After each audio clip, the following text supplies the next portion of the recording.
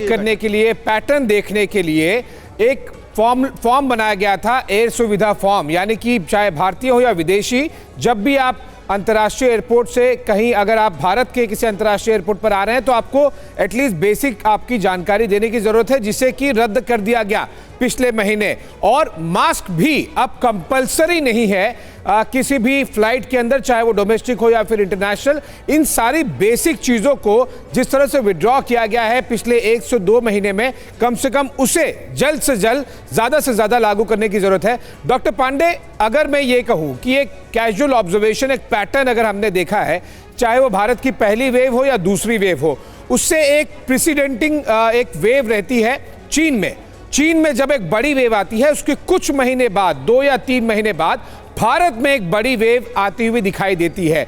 ये ऑब्जर्वेशन कितना ज्यादा एक्यूरेट है, या फिर तीसरी वेव के पॉइंट ऑफ व्यू चीन में जब आई है तब हमें ज्यादा ध्यान देने की जरूरत है कि अब 2 से 3 महीने में, फरवरी मार्च में हमारे पास भी एक बड़ी वेव एक्सपेक्ट की जानी चाहिए?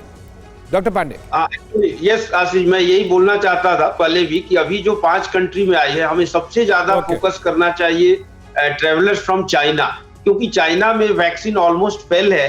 तो उसके बाद जो म्यूटेंट और वेरिएंट जो डेवलप होते हैं वो ज्यादा डेंजरस होते हैं, ज्यादा उसमें। तो क्योंकि अदर कंट्रीज में एटलीस्ट वैक्सीन की एफिकेसी कम है, तो स्प्रेड ऑफ इन्फेक्शन तो है, बट आप देखेंगे कि hospitalization rate is very low, mortality is low in compare to China.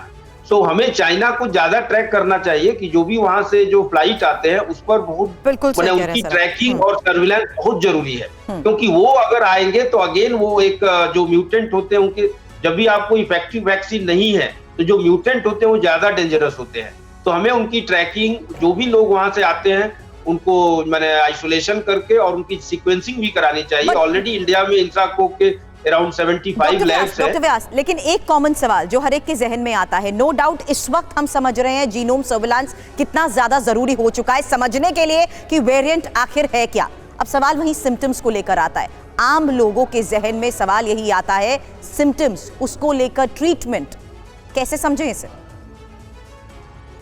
Symptoms तो ओमिक्रॉन में वही देखने को मिलेंगे, जैसे कि अपर रेस्पिरेटरी ट्रैक्ट इन्फेक्शन, जैसे कि थ्रोट में इन्फेक्शन होना, जुकाम का होना, खांसी का होना, बुखार हो भी सकता है, नहीं भी हो सकता है। बट हाँ, इस समय में क्योंकि वायरल इन्फेक्शन बहुत कॉमनली होते हैं, इसलिए अपेक्षा रहती है हमेशा की फीवर भी हो सकता है। हाँ, लेकिन जो लोग इम्यूनिटी में लो है, स्पेशली जो ओल्ड एज के लोग हैं, उसके अंदर हमें ज्यादा खतरा है। या उन लोगों को अगर किसी प्रकार से वो कोविड को री इन्फेक्ट हो जाते हैं तो उनको लिए हॉस्पिटल में उनको जाके एडमिट होना पड़ेगा और अपना इलाज कराना पड़ेगा, जो मुझे लगता है कि काफी मुश्किल वाला समय होगा उन लोगों के लिए जिनकी इम्यूनिटी लो है और ओल्ड एज के जो लोग हैं।